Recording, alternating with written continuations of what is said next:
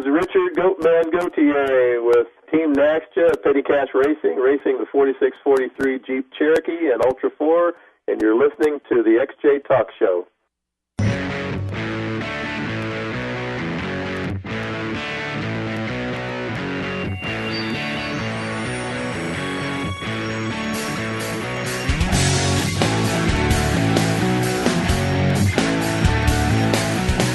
Hey guys, welcome to episode 122 of the XJ Talk Show. We'll be getting going here in just a second. We've been kind of tracking down some audio gremlins, and I think we got a better handle on it. So gonna shut off, close the doors, close the closet with all the noise-making servers, turn on the lights, and get ready to go here in just a few minutes. Josh and I haven't discussed the show yet, so we'll probably get a late start today, but you guys should be used to that by now.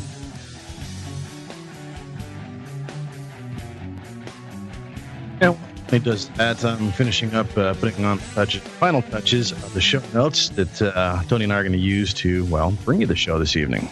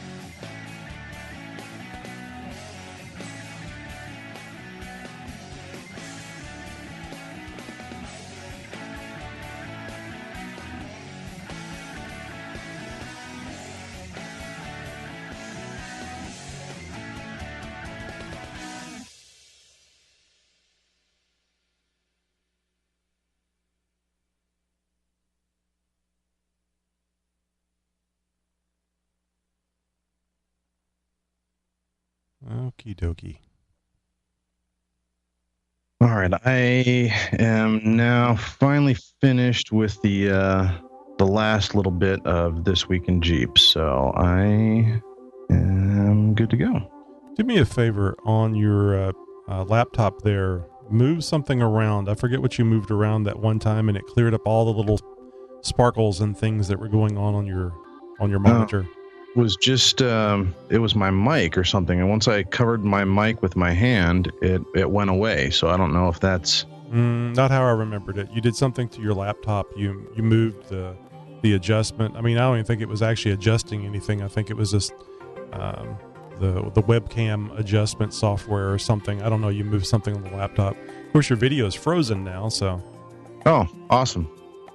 Well, that's just splendid. Let me see if let me get to the settings. Because I could have sworn it was just the mic that was picking up some of that chroma key or something. Well, but like I've said before, the chroma key is on mine, not yours. Right. There's no chroma key on yours. But it was acting like it was bleeding over. So let me go to my preferences here, because it's...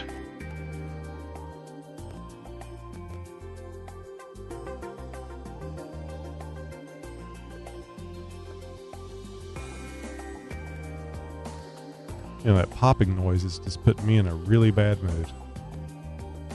I can change the quality of the video I'm sending you. It's okay. I think we'll get through it. I just thought it'd be kind of interesting to see if you moved that little thing again, if it went away. Yeah, I mean, that's why I've got this little piece of white paper right here on the microphone. That was the temporary fix last time. Oh, it didn't fix anything. It comes and goes. Awesome.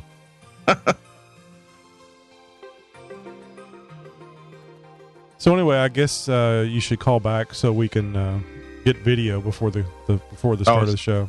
Still frozen? Yes. Okay.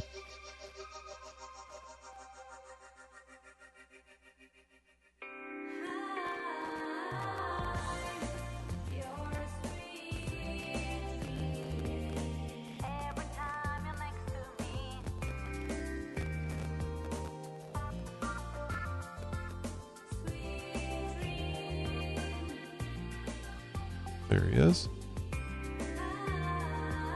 All right. I don't know how that looks. Looks all the same to me. Yeah, it looks good.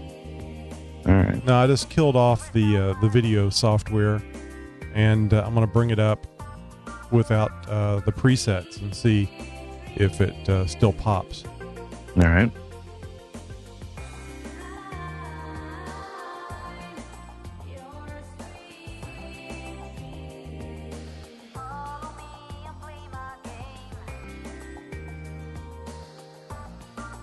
Yep, so no popping.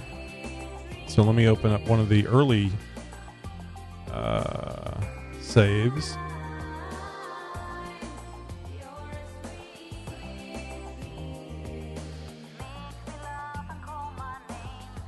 Sorry guys, we'll be getting going here. Is that even proper English? Be getting going? Be getting going. So. I think that's like a button. We'll be proceeding with the show shortly. So, no popping. Interesting. So let me open another preset.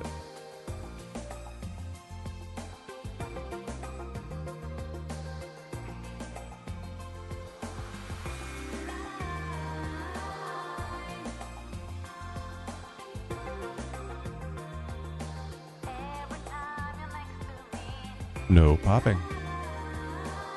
Well, maybe you're just trying to shove too much down the throat all at once. You gotta do it little by little, and it likes it better. You know, I saw the Anna Nicole story just the other day. Ah!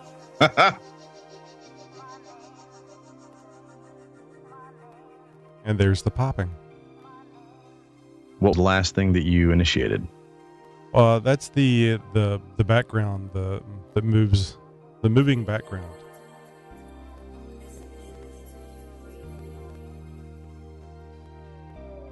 Maybe it's your video card.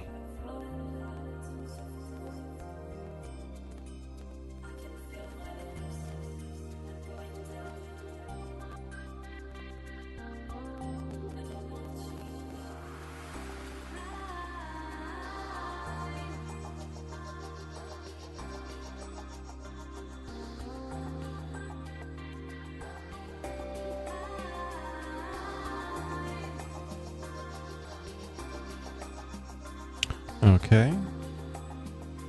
So let me try if I can do this real quick.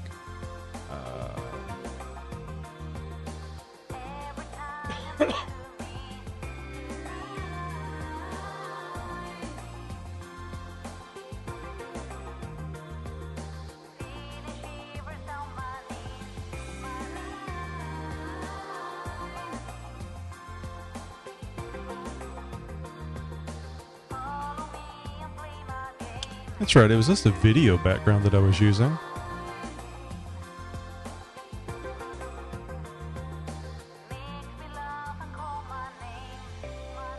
So while you're messing around with that, can I ask you a few questions? Oh, yeah. Go right ahead. Okay. Did you get the opener and you got it on the board? Yes. All right.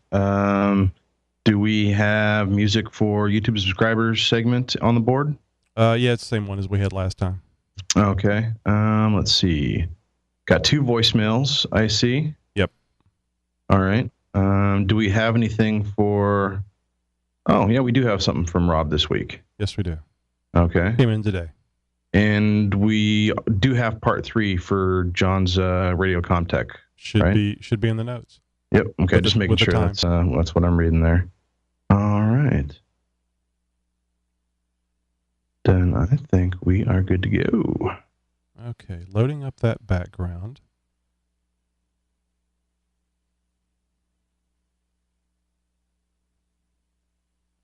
And let's see. Yep, that's fine. Oh, here we go. So I need that one. And I need, where's Joshy?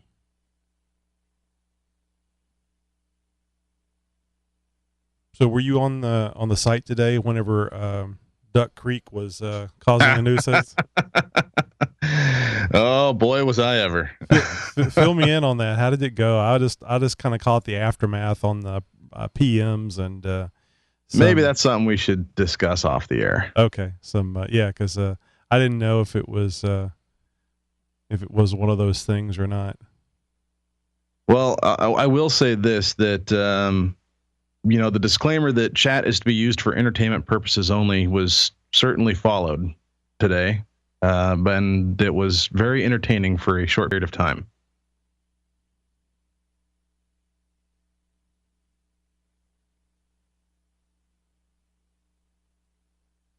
Okay, let's see. No, that's not it.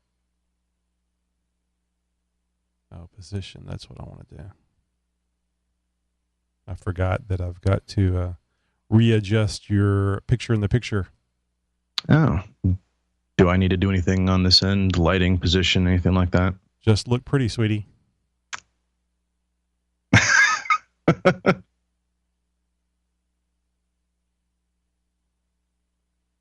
Okay, it's going to be a close. The interesting thing is that I still don't have the popping noise, so it doesn't appear to be the background that was causing the issue. Mm-hmm. Okay, so that should be fine. I may have a little more angle on you than normal. Angularity is actually one of the topics in This Week in Jeep. So we're actually going to be doing quite well tonight as far as that goes. Okay, now one more thing. I really hate to lose this background that I worked hard on. Well, it just might need some fine tuning, a little tweaking or something. Well, I'll just trash this. I'll just trash the preset and in favor for this one. If I can, I just want to get a workaround on this damn thing. Good Lord, I hate that popping noise. Okay, so that should be it. I move this over here.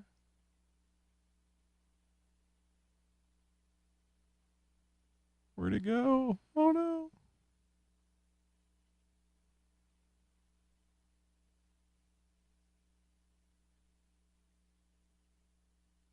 Oh, didn't move it.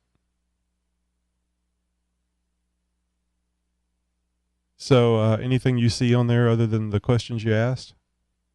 No. Any more questions, I should say? There won't be any math, right?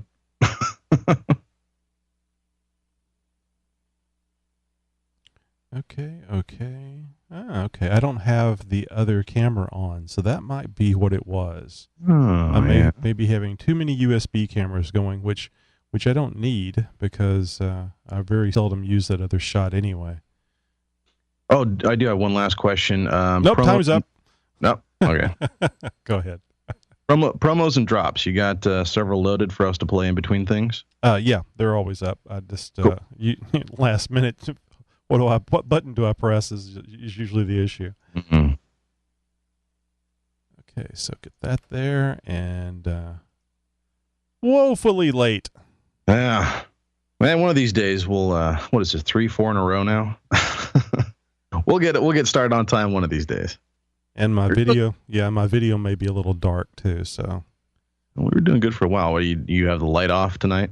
No, I was just trying to adjust something. A coworker told me. You might try a little makeup.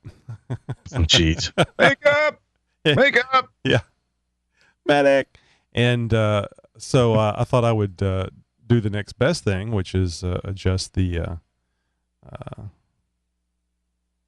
Oh, that's too bright. I was just doing some last minute adjustments here, since I have all the time in the world.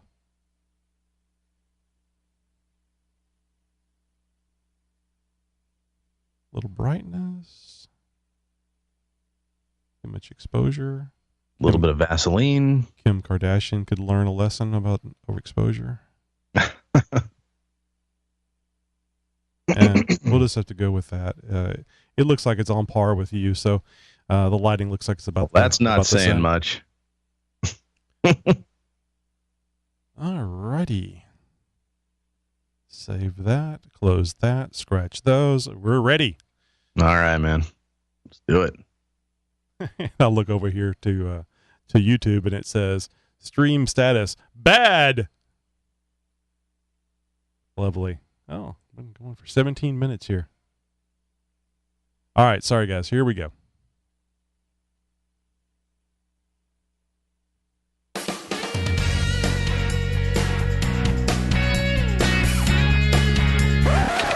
Interrupt this broadcast for an important XJ Talk Show news break. 40,000 corn dogs shut down I-220 in Louisiana. Mustard and ketchup nowhere to be found.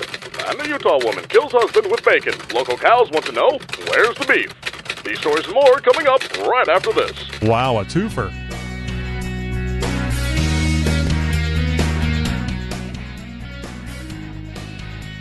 Welcome to the XJ Talk Show.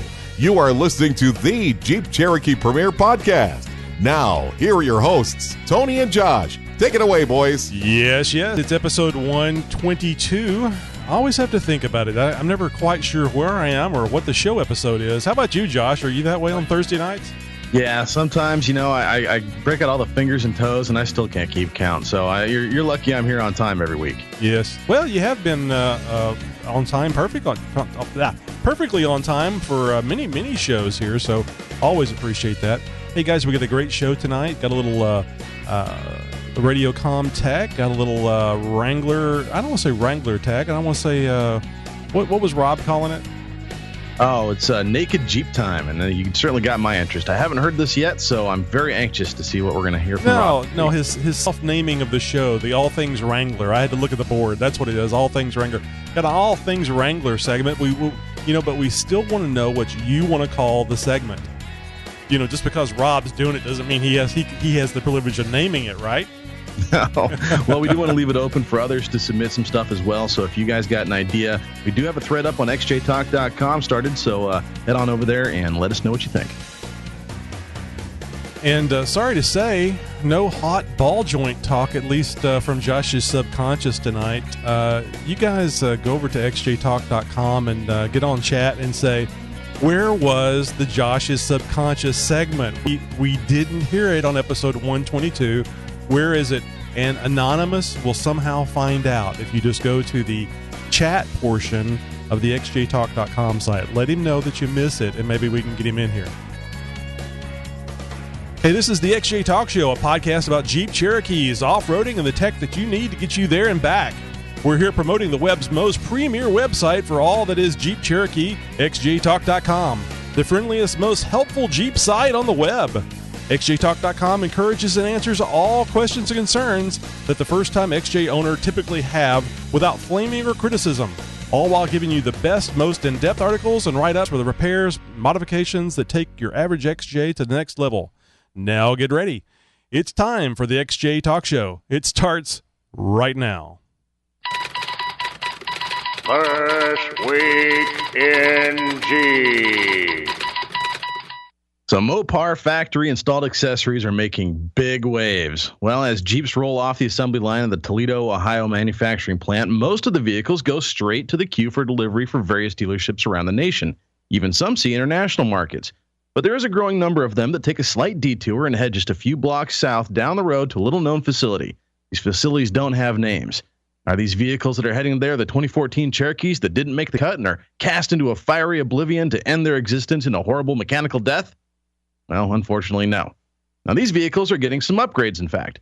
Since 2011, Mopar has added 8 accessory installation facilities like this one that I'm talking about right now, and their sole purpose is to outfit new Jeeps with various Mopar accessories, from performance upgrades to off-road equipment like skid plates and tow hooks and stuff like that.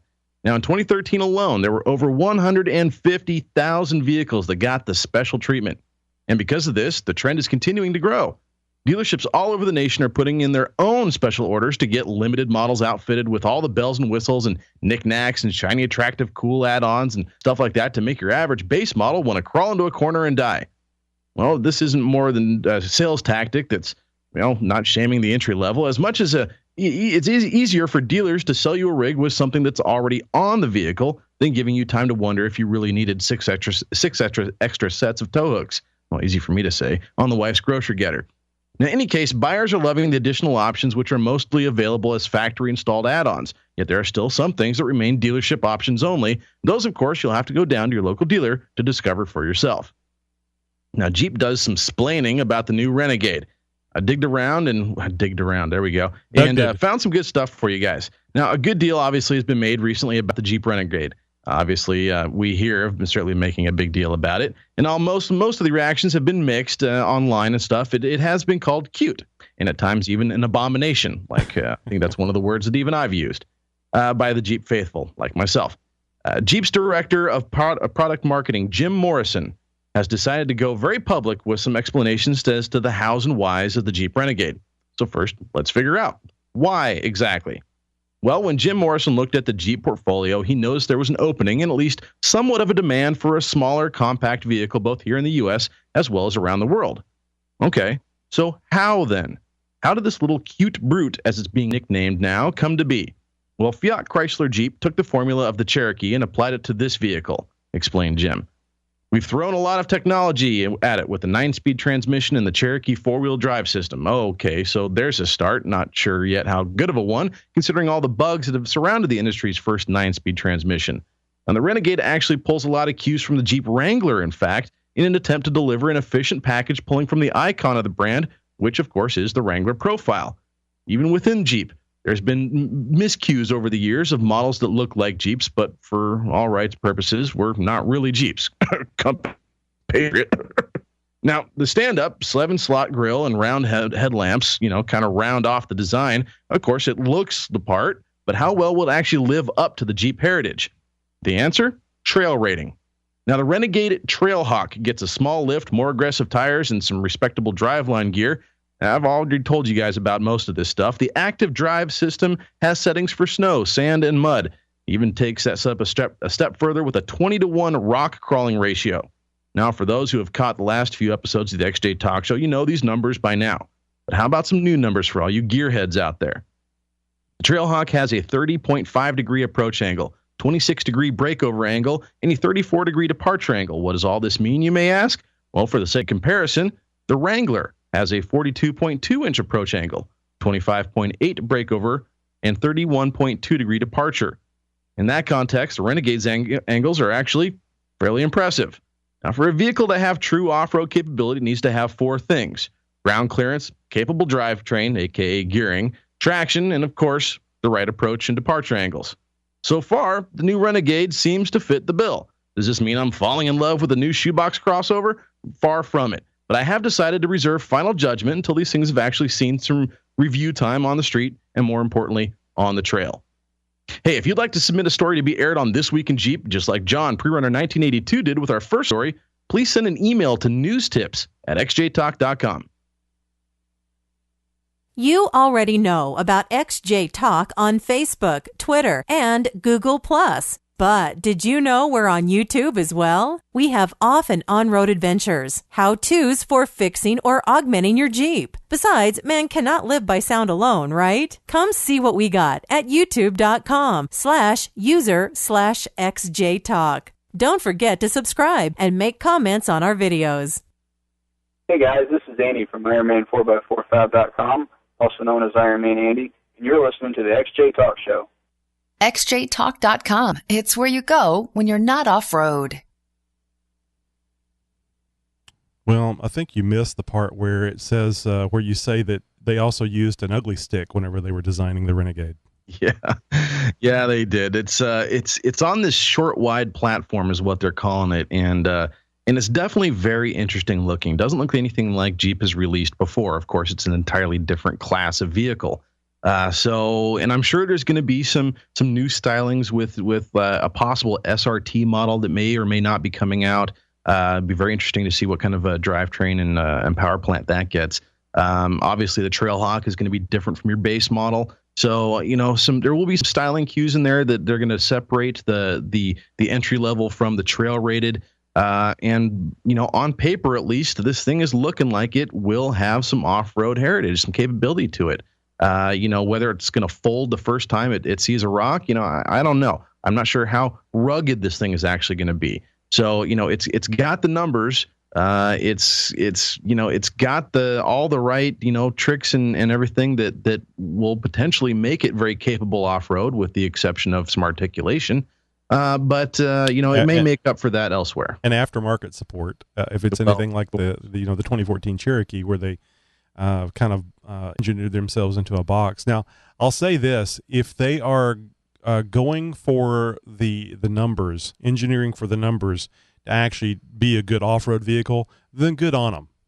That's great that they're doing that. Although I hope they're not going for the numbers just so that they can help people say, oh, well, look, I can spend this much money for a Wrangler, or I can get this and have almost the same thing for maybe a lot less money, and I can still make it over the bump stop at the mall, So I think one of the biggest things is an international market, and I think that's really the ultimate purpose behind the Renegade. Is this is a vehicle for a global market. Now, obviously, here in the U.S., when we think of a four-wheel drive vehicle, a certain image gets conjured up in your head, and typically, the Wrangler kind of falls into that category. For us, hardcore Cherokee lovers, very nicely built XJ will certainly fit the bill there. In a global market, well, that's a little bit different. Now, the Renegade prototype actually showed in China here recently at an auto show and received a very warm welcome. As I've announced, I think when it was announced that this vehicle was coming out, that there is a huge draw for a subcompact SUV in a global market. Now, you add something like a very attractive, very capable four-wheel drive system with all these numbers and fancy stats and everything, and it really jumps the draw, and it really jumps the drive for the global market to go after something like this. And I think that's really what they're tailoring this to, is that really nowhere else on the planet do you have a subcompact, capable SUV with things like a 20-to-1 crawl ratio. There's just nothing else like it on the market, and I think that's what they're really going after. It's a niche. It's something that hasn't been seen before, and there will be a big demand for it, especially abroad. Well, as I'm often known for doing, I'll make a snide comment. They need to just remove the Jeep logo off of it and put Subaru. Because, Fiat or something like that. Because that's really what they're designing here is a car that can be taken off road. And of course, AMC did that. What was it? The Eagle. The Eagle, which wasn't a bad looking car. It kind of looked cool because it was up. You're right, for its day. And honestly, I mean, now the Eagle, even by today's standards, is fairly antiquated. But in comparison to something like the Renegade, the Eagle was twice its size, I think. So, still, even with a smaller Subaru, you're looking at some of the smaller cars that have all-wheel drive or four-wheel drive, like the Volvo X70, XC70, the cross countries. Take your pick of a Subaru or something like that. There's a myriad of crossover SUVs, these smaller little grocery getter mall crawlers that are coming out that have all-wheel drive systems or four-wheel drive systems. This is a step apart from that. It's a departure from that, even in that it's got the this active drive system where you're able to select the kind of terrain that you're going to be on and things like that. Now, nobody else is doing that. Nobody else is doing a 9-speed transmission. Nobody else has a 20-to-1 crawl ratio in a transfer case. These are all things that I think are really going to set this thing apart. And obviously, in its class, as I mentioned, you've got the Nissan Juke and the I forgot what the other one was, but in its class, there is nothing that comes even close. Now, I know this sounds like a commercial and everything, but honestly, when you start laying it out on paper like this, you can start to see sort of the formula that's being developed here and why Jeep is really kind of pushing behind this. And I would imagine that here, as the end of the year approaches, we're going to start to see an advertising campaign for the Jeep Renegade really hit full stride and probably very, very strong here in the U.S. because I'm thinking that they want to try and bolster U.S. sales to compete with the global demand that's going to be out for this Renegade. Well, it looks like they've been doing well with the 2014 Cherokee. Now they certainly have. Now you mentioned something. It may have even been a quote from the late Jim Morrison that he said something along the lines of a brute or something brute. Yeah, now, why the hell can't they come out with a Jeep truck? I mean, I know. Talk about a market clamoring. I mean, the truck market is big.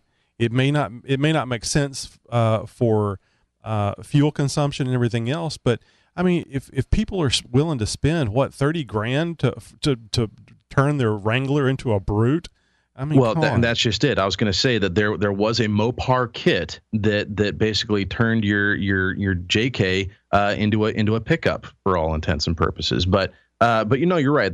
Just last year I think it was, or maybe it was the end of 2011. There was a trio of Jeep concepts that came out, and one of them was a full size. It looked like the J20 or the J2000. It was a full size Jeep pickup, and it was very attractive. It looked like it very well could be manufactured. It didn't have that concept way out of this world space. Looked like more of a conservative production model, right? Right. Now, there's a huge demand, obviously, in the U.S. for trucks. Now, could a Jeep truck compete against the F-150, one of the best all-time selling vehicles, trucks of all time? Well, look at what Dodge did when they came out with that different-looking front end, that 18-wheeler-looking front end. So, yeah, possibly.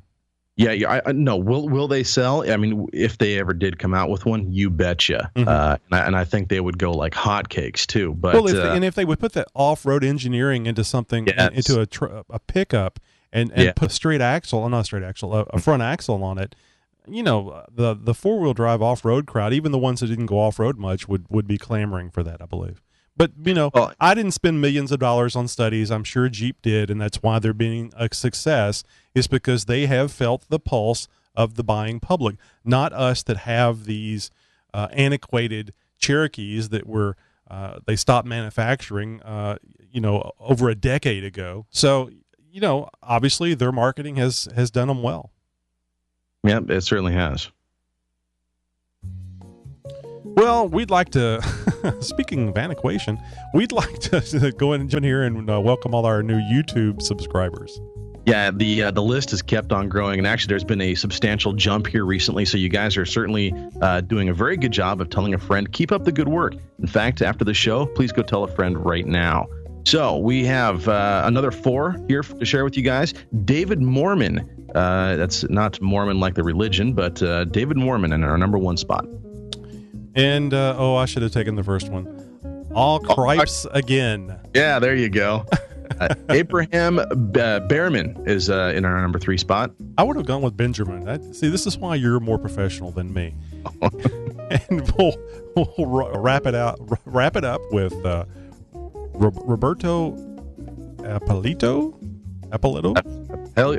I'm sure the ELL in Spanish has a certain sound which I cannot duplicate with my tongue and mouth. So, anyways, Robert A, number 4. Thank you very much, guys.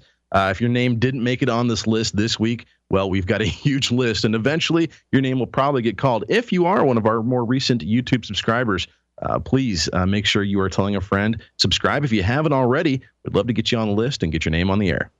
And I'll tell you how many subscribers we have here. Just hang on 1 second. Love the live show. Hang on type stuff. Here, guys, just push pause really quick. No. Yeah, fast forward. 439 subscribers. It's kind of slowed down a little bit, but still, we're on our way to 500. Well, we do have some very good reviews coming in lately, and there's one of them that we'd like to share with you. And actually, I think this is from one who was actually on our list here recently. Geez, now I'm just going to screw this all up. Well, it's Abe Behrman. I'm going to try and sound that all out as if it was one word, and that's how it's spelled. 5-star review we got from Abe. He says the XJ Talk podcast is one of my favorite podcasts on iTunes.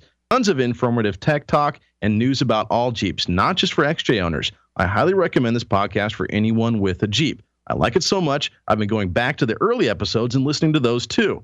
I just wish the episodes were longer. Well, there are certainly some in the archives that are plenty long for you, Abe. We've got some long ones in there for sure, and we even have some stuff that's so long it had to been split up into a couple segments.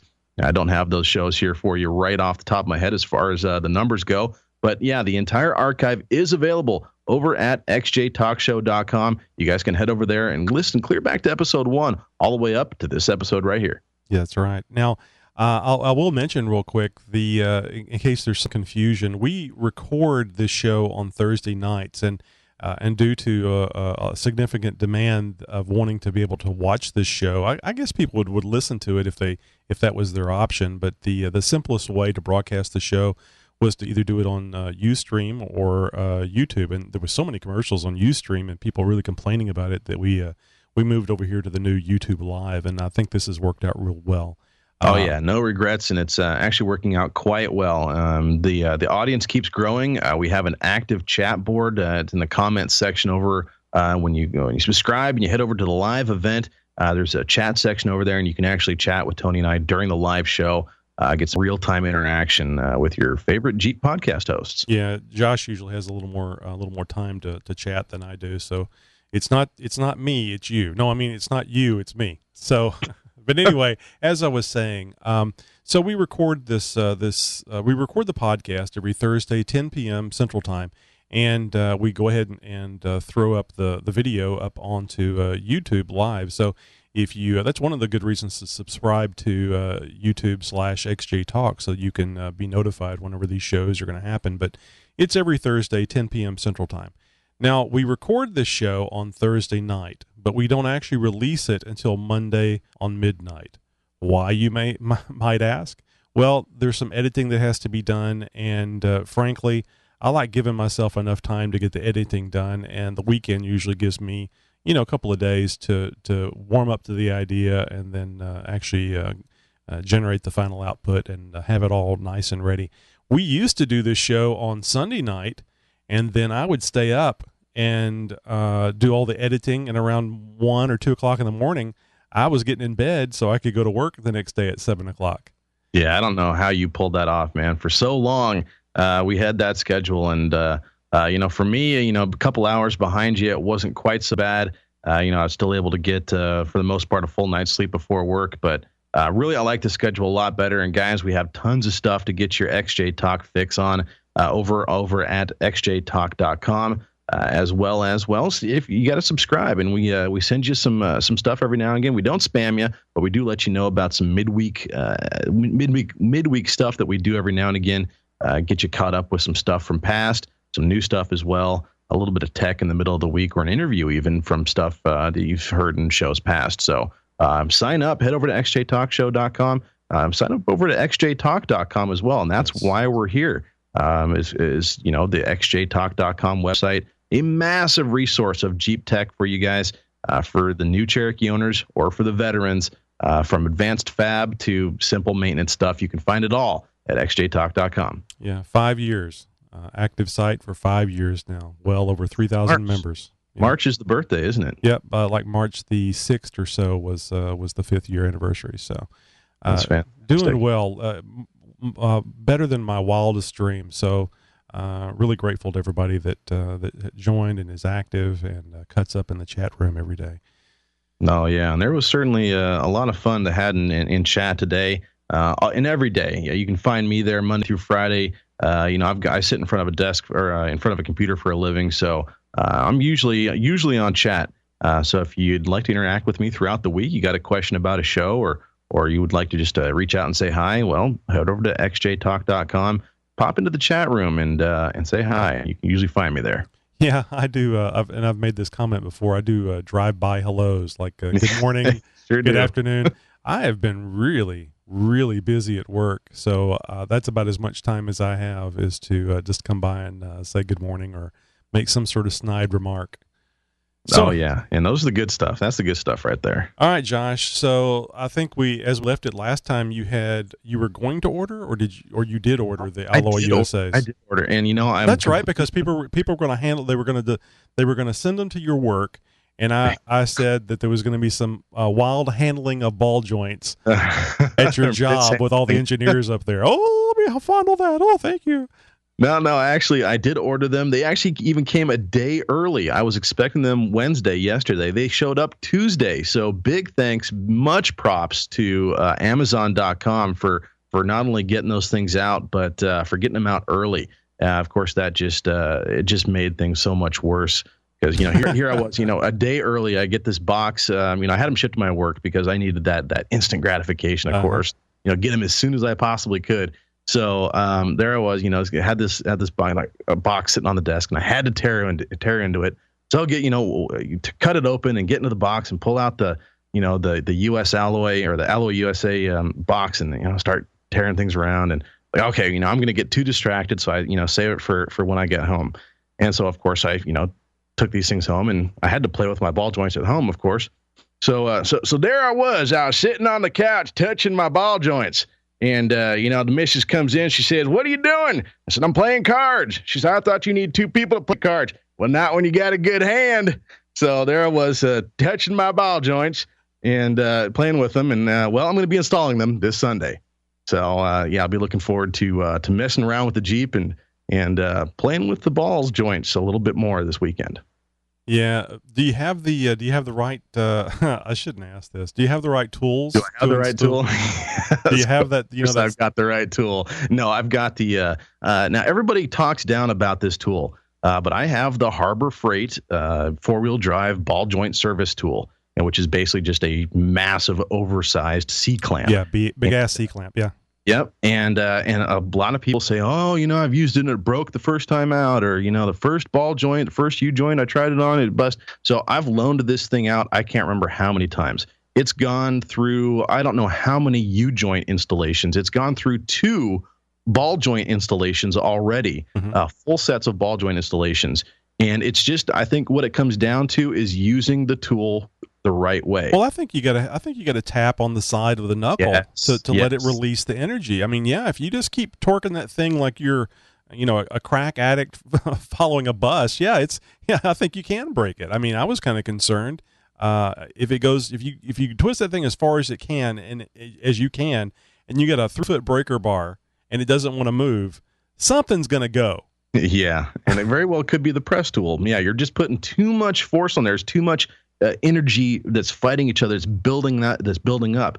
And I'm no physics major, but I know you get out of BFH and you give that knuckle or you give that driveline or axle yoke a nice thwack with the BFH, and you release all that energy. That's when the tool actually is able to do what it's supposed to do. Now, unless you've got a 20-ton hydraulic press sitting in your garage, you're just not going to have the force that you need to just straight press something out of something, especially if it's rusted, if it's got 200,000 miles on it. It's basically fused to the area that it was pressed into originally.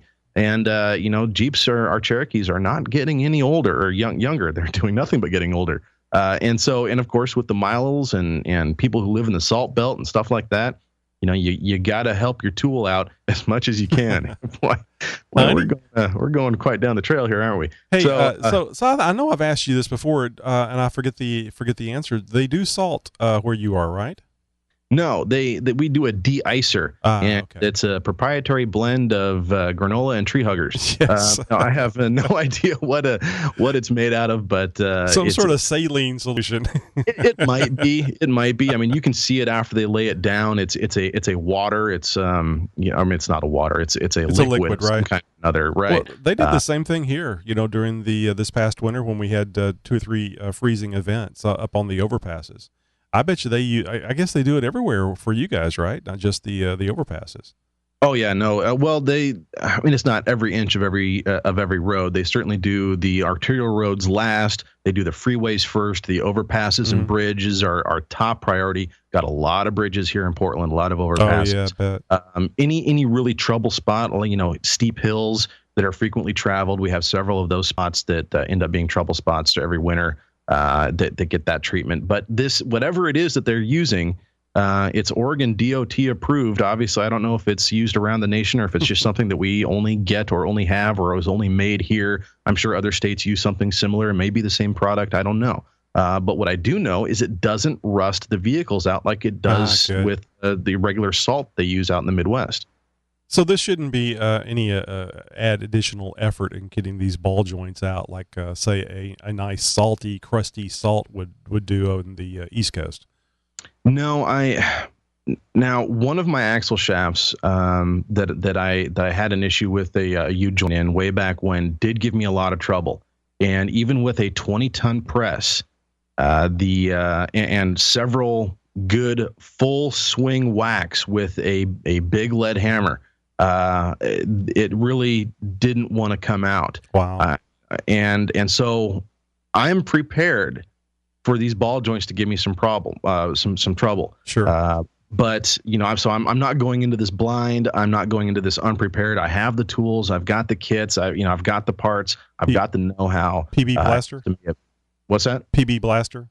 Oh yeah, no, I've got 2 cans in the garage. I've got 1 can in the Jeep and 1 can in the garage at all times. Now obviously all my trail gear stuff, all my my chemicals and fluids and parts and everything, I don't keep in the Jeep all the time. That's stashed in the corner of the garage. But yeah, I've got a milk crate bucket type thing that I carry all spare fluids and stuff in, and a can of PB blaster, because you never know when you're out on the trail when a little bit of penetrating oil can't come in handy.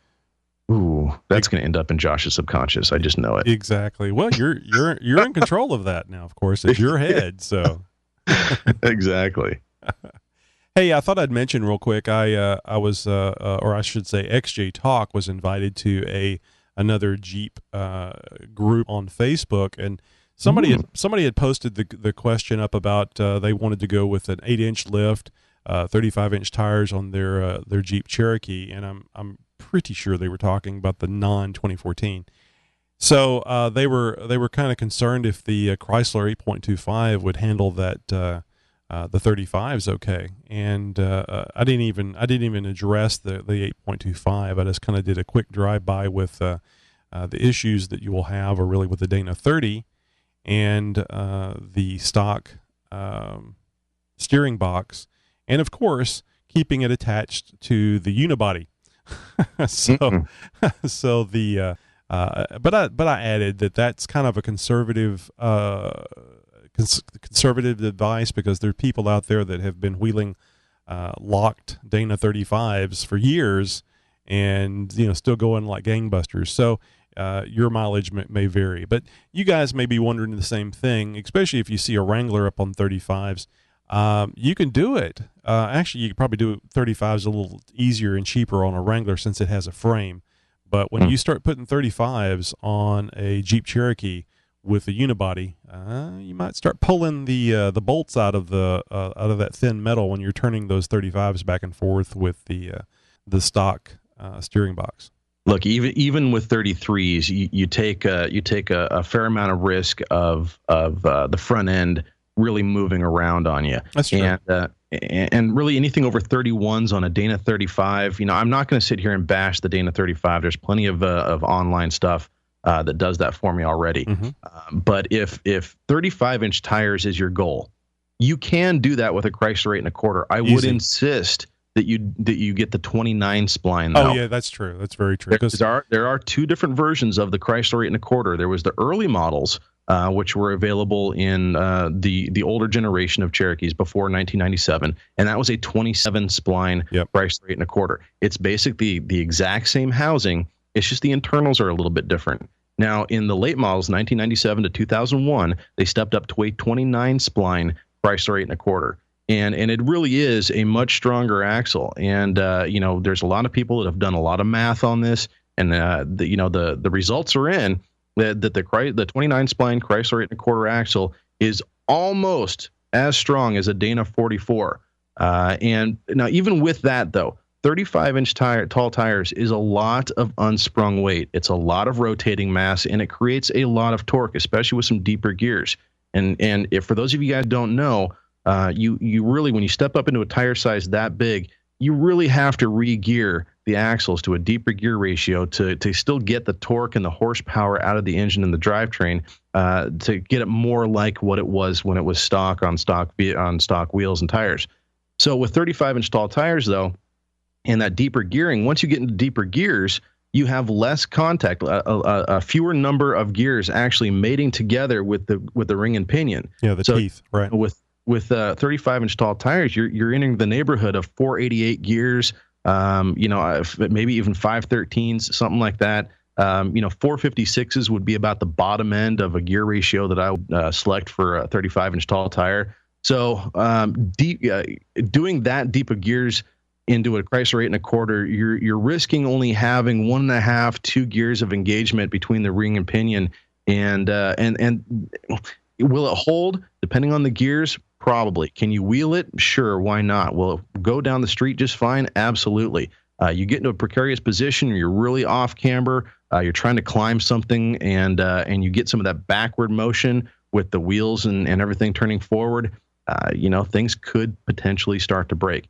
So, if you're dead set on 35s with the Cherokee, you're going to have to take some extra measures. It's not going to be a bolt-on thing. The whole front end thing is a whole nother ball of wax. So in our Chrysler 8.25, 35-inch tall tires, I would do it. You could do it. I would consider a truss. I would definitely insist on chrome axles. Yeah, that's the other problem is having the pumpkin turn on you with that additional torque on the with the 35s. So a truss is not a bad idea. You'd be fine with leaf springs. Now, obviously, to fit 35-inch tall tires, you need the lift to do it. Mm-hmm. And lift on a leaf sprung axle, by all means, always stay away from lift blocks. Oh yeah. So all you're going to end up doing is creating axle wrap with a 35-inch tall tire is going to happen very easily. Yeah. So those leaf springs just aren't thick enough to be able to handle blocks. Not like you see on a pickup.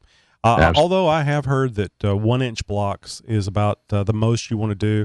I personally always advise against doing blocks at all on the Cherokee.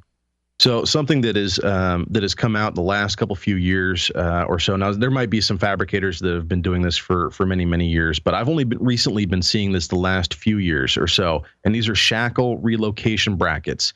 And what these do is once you start to lift a vehicle. And you're putting a more aggressive arch of a leaf spring, maybe even some aftermarket shackles. 9 times out of 10, the shackle angle is more straight up and down. And this is the shackle. This is what connects the leaf spring to the unibody of the Jeep. And with it more straight up and down, all the vibration and the shock that is transmitted from the axle through the leaf springs to the unibody, it's just going straight through. When you angle that shackle back, or even forward, depending on how long your leaf springs are. What it's doing then is basically creating that pivot point and making the leaf springs work the way that they should, making the shackle get that range of motion going instead of transmitting the energy straight up into the body. And what these do is they actually get you another inch to 1.5 inches of lift. because you're basically you're setting the pivot point of the shackle down and forward or down and back, and what that does is it separates from the body a little bit, gives you better articulation, and it gets you a little bit of lift. Now, I think there is one company out there. It might be HD Engineering, HD Off-Road Engineering. Anyways, they have created a shackle relocation kit that is no lift. So those of you who are dead set about where your lift is right now, they do have an option out there for you for that. But shackle relocation brackets over lift blocks. It's it's absolutely. about twice as much. If lift block kit probably run you $40 to $60, maybe less. I don't know, maybe more. Well, honestly, I haven't really priced them out, but a shackle relocation kit really is only about $120. Well, that's some great information. I'm glad I brought it up. We're going to move along here and get to our voicemails. Hey, this is Tony. And this is Josh from the XJ Talk Show. We want to thank you for calling our 24/7 voice line. Yes, we do. Just leave your first name and your question or comment. There's no guarantee, but we may play your message on the podcast. Oh, and don't worry about keeping it clean. We'll take care of that. Now it's your turn to speak at the beep. Hey, this is Zach, XJ1993. My buddy and I were discussing some things the other day, and we've decided that hell is going to be like an off-road trail. When we get there, everybody's going to be given a set of keys to a 2014 Cherokee, and if you can make it to the top of the trail, then you'll be freed from hell. Well, if this is the case, then looks like hell is still going to be eternal damnation. Anyway, guys, have a good week, and remember to keep Jeep. Very good, Zach. Nicely done. Very nice. And the sad thing is, Zach is a priest. Jeez. Hey, this is Nicky G. And I carry a planner around with me, and I jot things down in it. Oh, planner. So I'll remember them. And on March 3rd, I wrote XJT wave-taco. I have no idea what that means. I don't even remember writing it. So if anybody knows what the heck is on my mind, please let me know. And not to leave you empty-handed, I'll deal with some. If you follow the forums, you saw that I wrote in last week I was having a little problem with my Jeep idling. I'm very anal about my idling. I feel if your eyes are the window to your soul, then idle is the window to your Jeep soul. So I was having a little funky issue with the idle. Thought it was an idle air control valve. Pulled out my little log book and looked, and saw that cleaned the throttle body back in January, but never replaced the idle air control valve, so I have no idea how old it is. So I bought a new one, put it in, no change. Did the volt test. I couldn't get a reliable reading on the throttle position sensor, so I replaced it. No change, still idled funky. So I put my old throttle position sensor back in, drove to O'Reilly's and got a new one. And, damn, the Jeep isn't running like a kitten now. So I drive around with a new throttle position sensor in my glove box ready to put in. But the point I'm trying to get at is, even though my Jeep is 18 years old, it still likes to throw a temper tantrum like a 4-year-old. All right, gentlemen, I will chat you later. You guys have a good one. Bye. Yeah, when he said he carries a planner around, I thought he said planter. So, no. Yeah, Nicky G, he's always got a little aloe vera plant with him everywhere he goes. No. Well, you never know when you're going to get burned, especially with all those jet engines that he works around. Yeah. So, just an interesting side note here for the video watchers. Because of all the technical issues we were going through, and actually some recreation of some of the video that we were going to show on the show tonight, I didn't actually start the video feed. We've been broadcasting on YouTube, but the video feed has just been the logo. Oh boy! At least I think that's what it was. It might have been a just one of those patterns, the color patterns, without the tone. But so. I just started sending the video. I'm sure we'll hear see an eyeful or hear an earful of that here in the days to come. I'm just grateful that all the folks in the chat room told us about it. Yeah, right. Oh, it's par for the course. They're always having technical difficulties over there. Well, great voicemails as always. And if you guys would like to get in on this, I usually send out a message on Wednesday or by Thursday for sure, reminding everybody, if you want to get your voicemails in, hey, you got an event coming up, you got a small business, or really any business that you'd like to do some free advertising, do it while you can, man. If you just want to call in, say hi, or make a joke, or tell us about what's going on in your life, it's really open season. So whatever you'd like to talk about, and I'll let my co-host give you the voicemail number. Yeah, the number is 530-675-4102. And like Tony said, if you have anything you'd like to say and let the world know about it, feel free to leave us a message. I think you got about 3 minutes or so on the ticker there for you guys to get your message across. Plenty of time to obviously have some fun, leave a funny voicemail, or let us know about what you're trying to advertise or an event that you have going on in your neighborhood. Yeah, speaking of events, Amazon, you bought what next week? I know you've heard us talk about Amazon on the podcast before, but have you heard about our new game? You bought what? It's a lot of fun, and we want you guys to play along.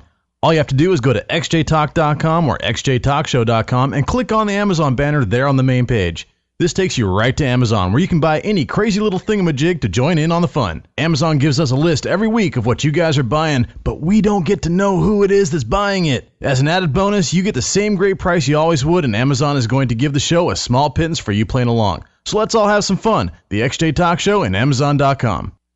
Hey, this is Ben at Bushwhacker, reminding you to get all your best Jeep news from the XJ Talk Show. And don't forget to follow Bushwhacker on Facebook and Twitter. xjtalk.com. It's where you go when you're not off-road. Well, I'm pretty happy. This is going to be our third segment from John Prerunner 1982 for our our new segment, Radio Comtech, really just brought about by John stepping up to the plate, filling that third seat, and putting together some really nice, informative CB radio type information, and really it any radio that transmits and receives can benefit from these tips that John's been giving us. So we're going to get that going here and let you hear this segment of Radio Comtech about the coax and SWR.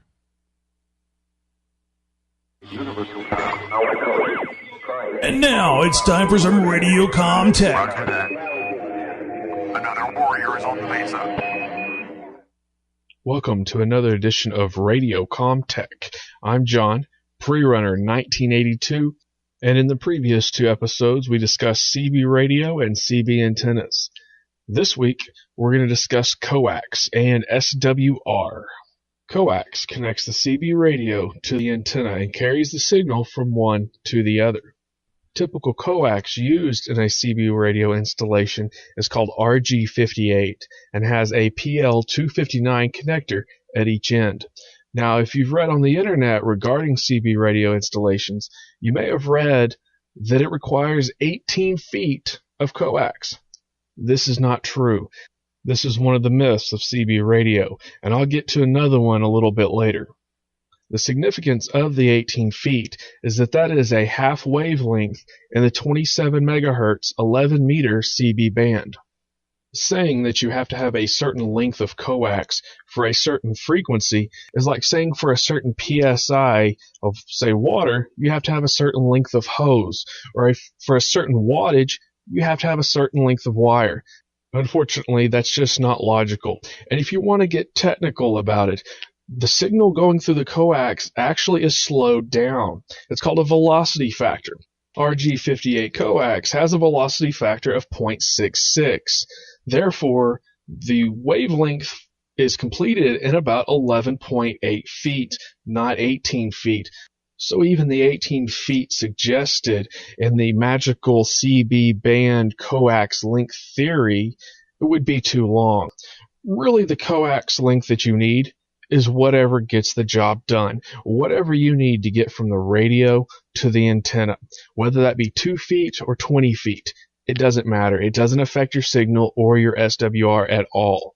Say you bought more coax than you actually needed, and you're not comfortable trimming it down to the appropriate size.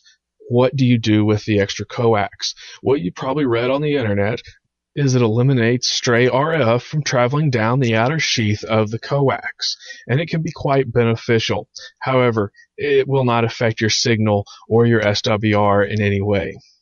Now, coiling the coax can damage the coax if it is wound too tightly. It can damage the center conductor or the outer sheath. However, a coil of about 10 to 12 inches diameter would be fine. Now that you have your coax run, it's time to check the SWR, or standing wave ratio. It is a measurement of how efficient your antenna setup is. You use an SWR meter to measure the amount of signal being returned from the antenna versus how much signal was sent to the antenna. The less signal being returned, the more efficient the antenna is. The more signal that is being sent out into the atmosphere.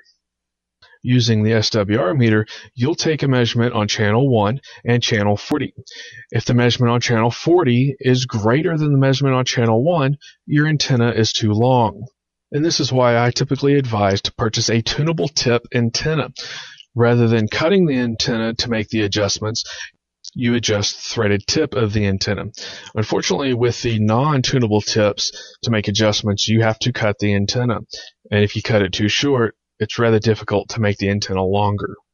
Now, if your measurements are greater on channel 1 than they were on channel 40, then your antenna is too short, and again, you would adjust the tip to make it longer, making small adjustments because a little bit goes a long way. Now you might ask, what reading on the SWR meter are you looking for? Well, optimum is 1.0 to 1. However, anything below 2 is okay. The closer to 3.0 to 1 you get, the more you risk damaging your radio because more of the signal is being sent back to the radio, overloading it. Now, if you get a high reading across all channels, say between 2.5 and excess of 3, I would confirm that the mount is properly grounded, as this is a common indicator. It may also indicate that you're running an antenna that's just rather too damn short. Another mounting issue that may cause problems with SWR is when the antenna runs next to a body panel. That body panel will actually reflect signal back towards the antenna. And this is why I advise to run an antenna as long as possible and as much of it above the vehicle as possible. Now, a cheap radio with a great antenna setup will likely do just as good, if not better, than a high-end radio with a crappy antenna. Just as an example, my Cobra 19 with a 102-inch whip mounted on the driver's rear corner has talked about 10 miles, and that's with the watt meter saying I'm only putting out 2 watts. Even with the legal 4 watts that radio should come with, it really wouldn't be much better than that. I could probably get a little better if I mounted the antenna on top of the vehicle. However, I'm already within a foot of the legal height limit for my state, so I probably won't be doing that. Now, terrain such as mountains and hilltops and obstructions like foliage and buildings play a big part in how far you can communicate with your radio.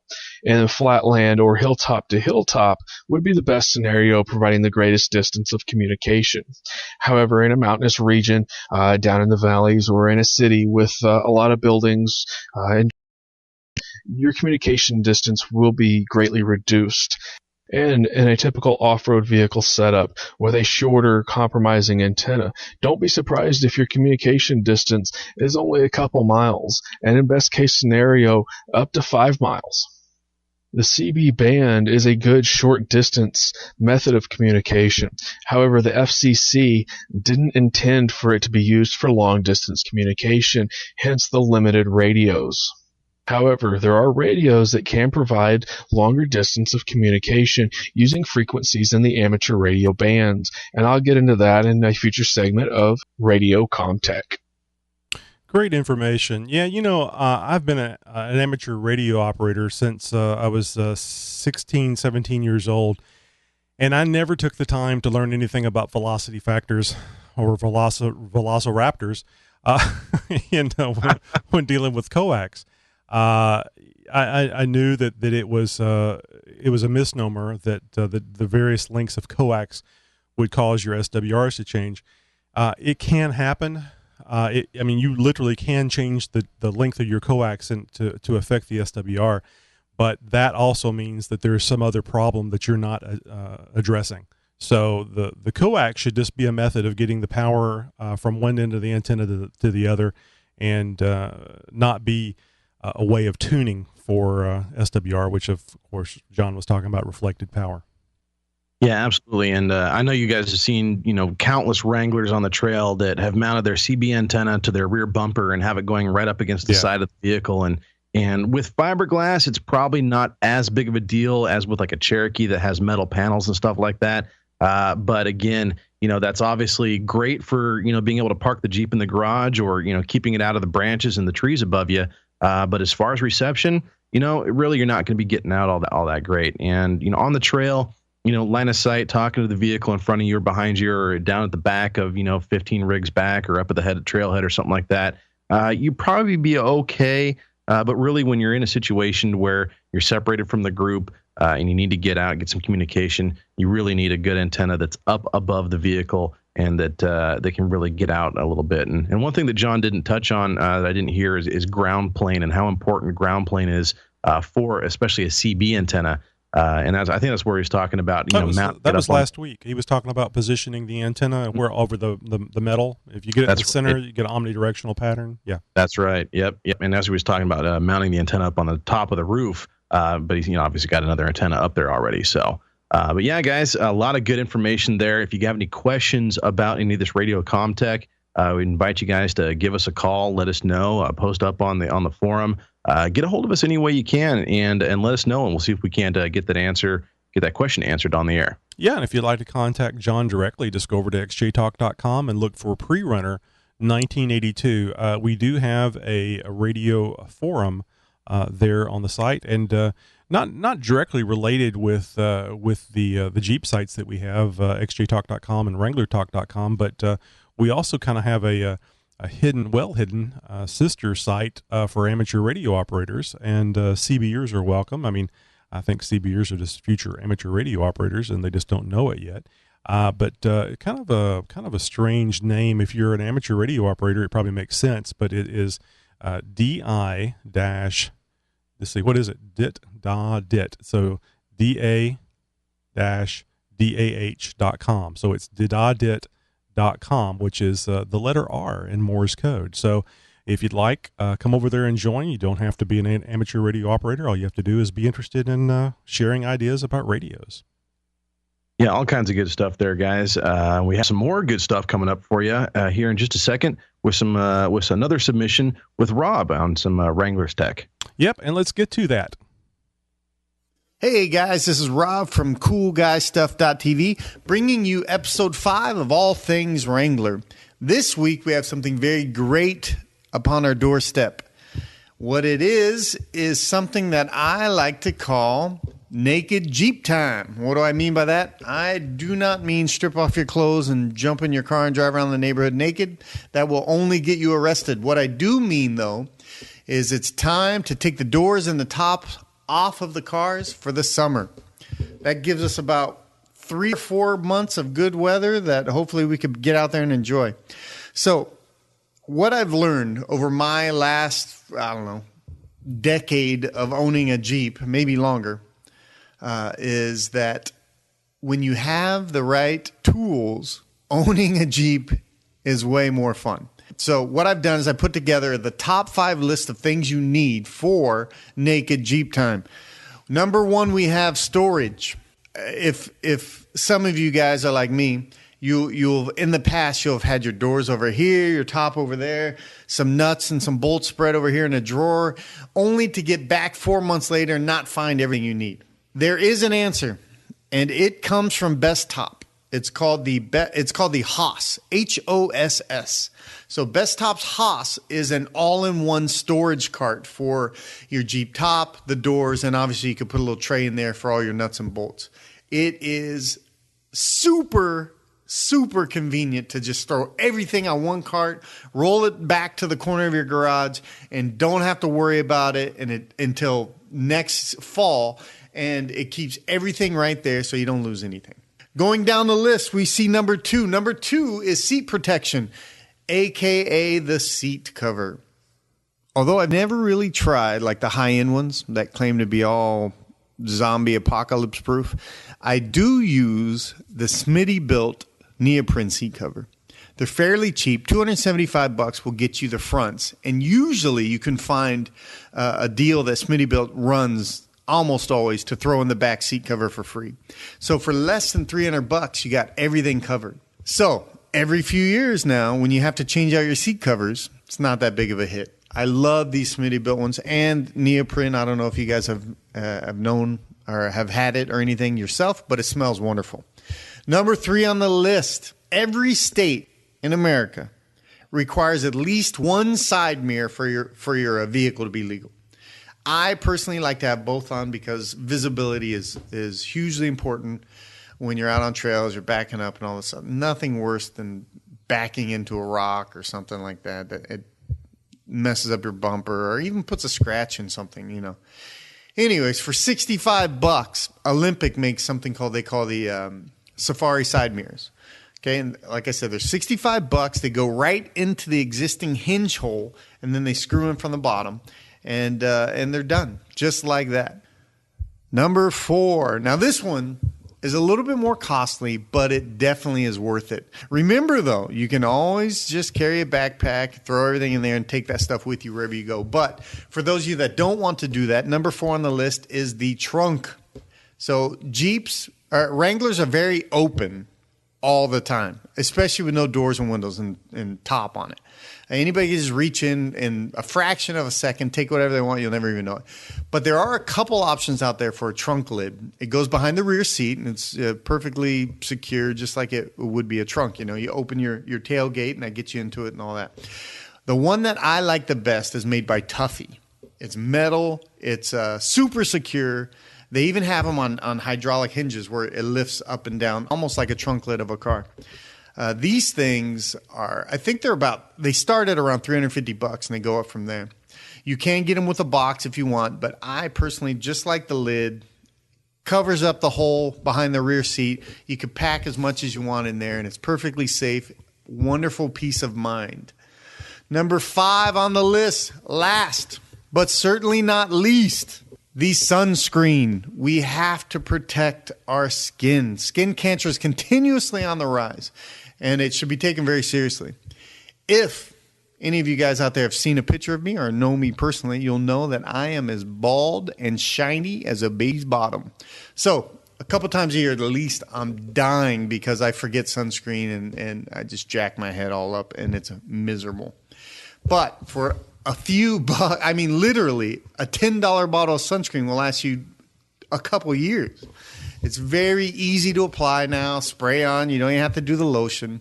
And it's super duper important that we use sunscreen. It's very important. The sun is very damaging. Our skin needs to be protected. By the way, I use that banana stuff just because I think it smells awesome. So there you have the top 5 lists. So there you have the top 5 list of ways to make your Jeep ready for naked Jeep time. And for those of you that want to find me, you can find me on Twitter at xrobspencerx or look me up on the website coolguystuff.tv. So until next week, guys, have a good week. Love the list, Rob. That's great. That 1 through 5. That's great. Love it. Another great submission with Rob with some Wrangler tech, and yeah, man, that sunscreen, even for us Cherokee owners, I tell you, I've got that every summer. The left arm that's darker than everything else. Yep. So hey, real quick, I got to give a shout out to Harry Franco, longtime friend of the show. We've talked about him before with the Hidden Wounds XJ project. Just want to let you guys know he's got some new stickers out there to help support the cause. Please head over to facebook.com/Hidden Wounds XJ, and you can check out the stickers there. He still has the old ones as well, the dial stickers, the big round ones for $8, 2 for $15. But the new ones, really cool, American flag background and a flexed out XJ on a big rock. Way cool stickers. I'm definitely going to be grabbing some of these as well. 2 for $10 only, guys, and all proceeds go to help out the Hidden Wounds XJ project. Well, another awesome show. I want to thank you guys, all the guys in the chat room, for joining us this evening. Had a lot of fun over there as well. You guys can join in on the fun, too, every Thursday night, 10 p.m. Central on YouTube. Join us for the live event. Yeah, and eventually we're going to have a live call-in show whenever we get enough people on there where Josh and I feel comfortable that we have enough people to call in for an hour. Yeah, we'll do a special event for that. Make sure you guys subscribe so you can get the notifications for that as well. And make sure you head over to Facebook.com and friend us over there. We are on Twitter as well as Stitcher Radio and TuneIn.com. You can always check us out on iTunes. Always talked about the YouTube. And please make sure you head over and check out the entire show archive over at xjtalkshow.com. Don't forget about us on xjtalk.com, which is a Jeep Cherokee forum where you can put out your ideas, your questions, a little joking around too, as you'll see if you go over there, especially in our on-screen chat room. Got a little chat at the top of every page, so you can read posts, you can write posts, and keep up with what's going on in chat at the same time. It's pretty cool. Got the same thing on wranglertalk.com. We could really use some members over there. It's another great site, just like xjtalk.com.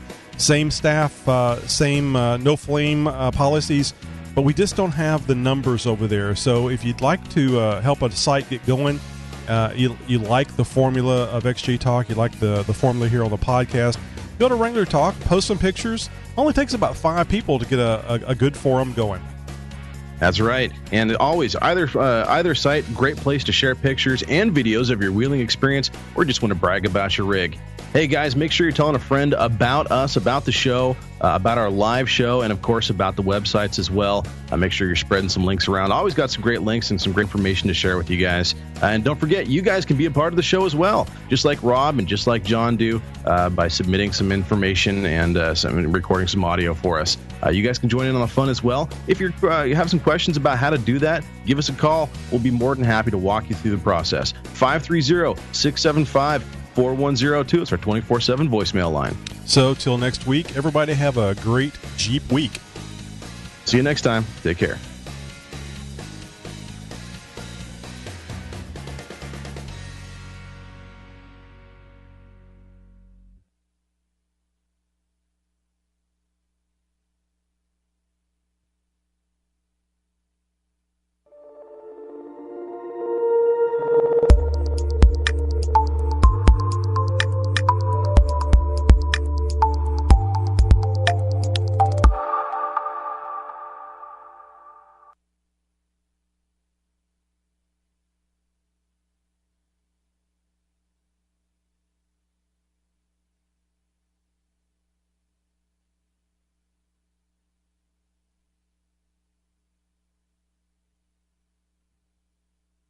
I cannot believe that our elite team that was watching live didn't say, hey, where's the video?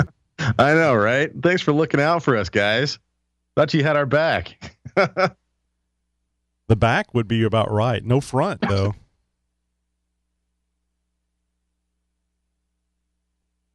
Well, that's what happens. New software. At least we didn't have all that popping noise in the audio. Hey, and I hope you don't mind. I had to cut you off, man. You were like a moss slinging off a rock. It was you were just going down that hill, and I knew that the time was going to be close. I think we were about 3 minutes over on that one. So, that's not so bad. Yeah, I probably could have gone another 5 or 10 minutes before. Oh, easy. Yeah, easy. But that honestly, it's that kind of tech that I think that then that kind of just open discussion about a topic like, can I run 35-inch tall tires on an 8 1/4? Well, it's such a common question, Really, and it's those kinds of questions that maybe we want to start looking at least attempting to address in the show a little bit more often. I love the chit chat. I love everything else that we do, but I think that if we add a little bit more tech to things, I think it will. I think we'll improve the show a little bit. Yeah, and maybe we can. I don't know if with all the stuff that we're already doing, if we have time to come up with a little tip, like that. But it'd be really cool if we could have like, and today's tip is, and then have a discussion about like something that we've seen somebody posting a question about, and common things. Well, oversized oil filters it would be one of them. That would fall into the Jeep tips category or something like that. And I think we should reserve things like that for Jeep tips. But like what we just talked about, even though, an option to run a shackle relocation bracket over a lift block, that could technically be considered a tip, but it would fall into a more of an open discussion, into something like, this week's, the top Jeep question of the week, or something like that. Hey, I mentioned the call-in, the show call-ins deal. I bet you what we could do is, especially since Steve has high-speed internet now, we could get Steve in, especially since he's on the West Coast. We could get Steve in on a live discussion between the three of us. I'm hearing an echo. Is that me? No, it's different than that. It's like something coming from me. I bet you it was one of the things I was clicking on in a hurry trying to get the show going. Anyway, so it's not that bad, but I can hear it in my headphones. Anyway, what we might be able to do is, instead of having, we could do this sooner than wait for us to have a plethora of people on the live show, so we could pretty much guarantee we'd have enough, 6 or 7 callers for an hour show. We could have a live discussion, an impromptu Jeep tips. Well, it wouldn't be impromptu, but it would be scheduled. But the whole show would be like maybe 2 or 3 Jeep tip subjects, and it would be a discussion between me, you, and Steve, and we'd have the call-in line. So if people wanted to get in and ask a question, they could call in and ask, and we could kind of encourage people to start getting, the calling in juices flowing, and might be able to build up to that, have that maybe once a month, once every couple of months. I don't know. Have a show that would do where we would just have a discussion thing. It just dawned on me after remembering about Steve having the high-speed internet, which I don't know if you realize or not, but whenever I was doing the Jeep tips, recording the Jeep tips with Steve in the past, when we started using Skype, he actually would get his phone and hold it in a certain position with one hand so he could get a good signal, so he could do Skype over it. Tinfoil in one hand, a coat hanger in the other, and 1 foot out the window. Yeah, no, I remember hearing all this stuff. And he was fine with it, but I felt bad. Oh, yeah. No, you can't let him do that for too long. Right, but now that he's got high speed, we'll just have to check what's going on with the USB stuff on his Macintosh computers, but he'd be up for that. No, absolutely. And, if I might even have, I might have an old microphone sitting here laying around that, I could ship him for, next to nothing, flat rate ship or something like that, and say, hey, we're going to do this here. Why don't you try this out or something like that? Well, as far as Skype goes, he probably could use, I was going to say his phone, but I don't know if he's got wireless. If he's got Wi-Fi at the house, he could do Skype from his phone. No, true. Through the Wi-Fi. Anyway, we'll work it out and see what we can come up with. Another thing that I was thinking, and it came across my head while I was driving home today, and our audience can help me out on this. I was thinking, one of the reasons why I haven't been doing interviews is we really don't have the time. We have a limited amount of space every month to upload the show for, I think we pay $20 a month. And we need to keep the show around an hour, and that gives us some opening for these midweeks. Now, I need to actually start making the midweeks a little shorter, like maybe 30 minutes or so, and we won't have the situation we're going to have this month where we're a little over. But anyway, I was thinking, if you have a 30-minute interview, I know we can drop. We don't have to have a Wrangler segment. We don't have to have. We don't have to do This Week in Jeep. That's 5 or 10 minutes right there. Right, but I like those, and I would like to have. I would like to have more varied content in the show. I don't want to put too much into it. Well, what about this? Well, let me just interject here really quick. Well, before you do, let me get my idea out. So here's what I was thinking. Instead of playing the entire interview, we play 5-10 minutes of it. Like maybe a regular segment length, and then we say, to hear this interview in its entirety, tune to our midweek. You know what I'm saying? So that way, if it's something interesting and they want to hear more of it in just a couple of days, there's going to be the whole interview, and they can listen to the whole thing.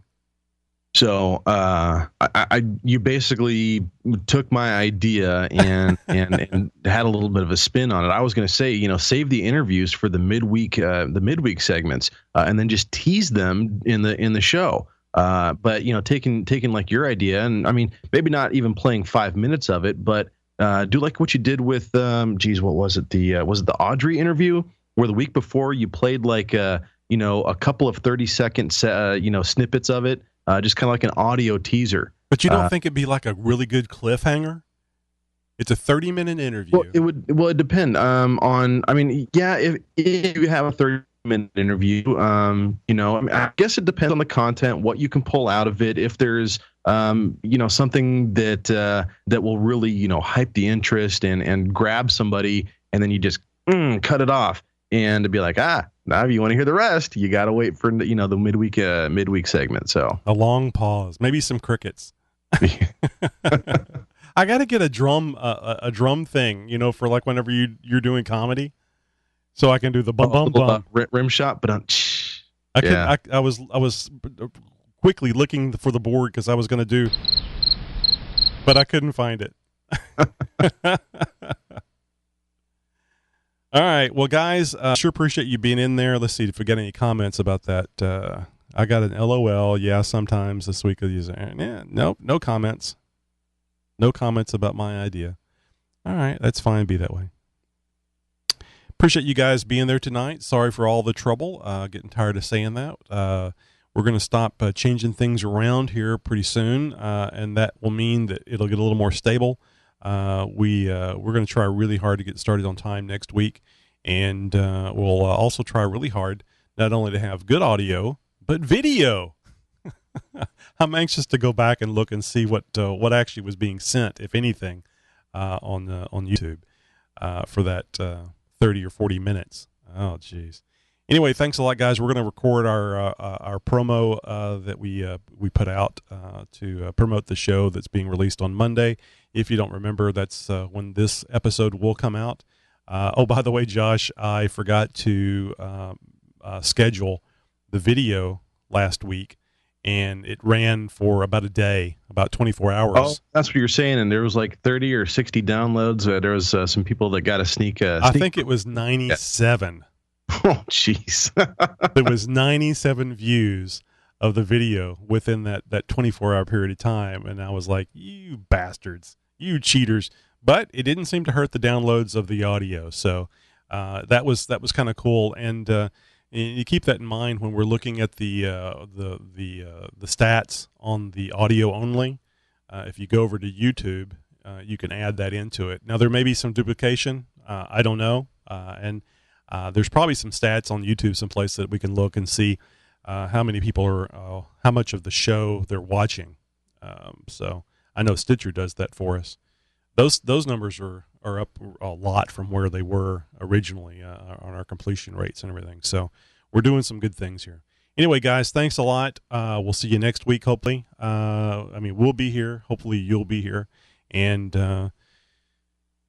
call in some voicemails for us. We'd like to have your questions, have your silliness, anything you'd like to share with us. We love the interaction with the show. I'm being very pleased with all these wonderful folks that are offering up their time to make the show what it is.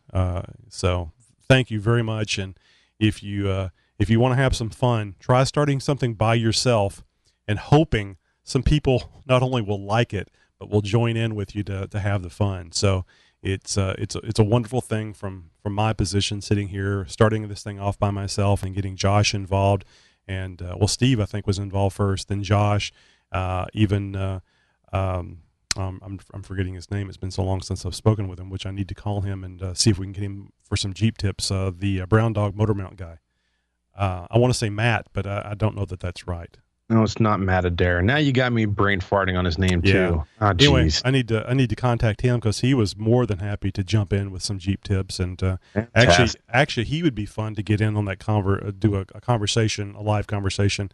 I think he's in Arizona, or so the time difference probably wouldn't be such a bad deal. But I do need to. Tim, yeah, it's Tim, I think. Ah, you're right. Yeah, it is Tim. Brown Dog Motor Mounts. Boy, I love those motor mounts. All right, guys. Anyway, I keep backtracking. Have a great night. Hopefully, we'll see you again next week. Yep. Thanks again, everybody in the chat room. Harry Franco gives us one last shout out and says you can interview me anytime. So we might actually have you on the podcast here very soon, Harry. So thank you for that. Yeah, see you guys next week, and keep spreading the word.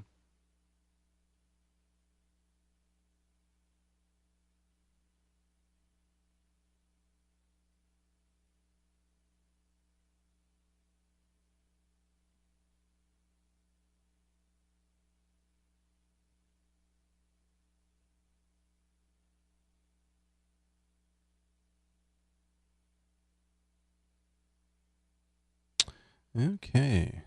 Again, have to log in to log off. And where's the other thing?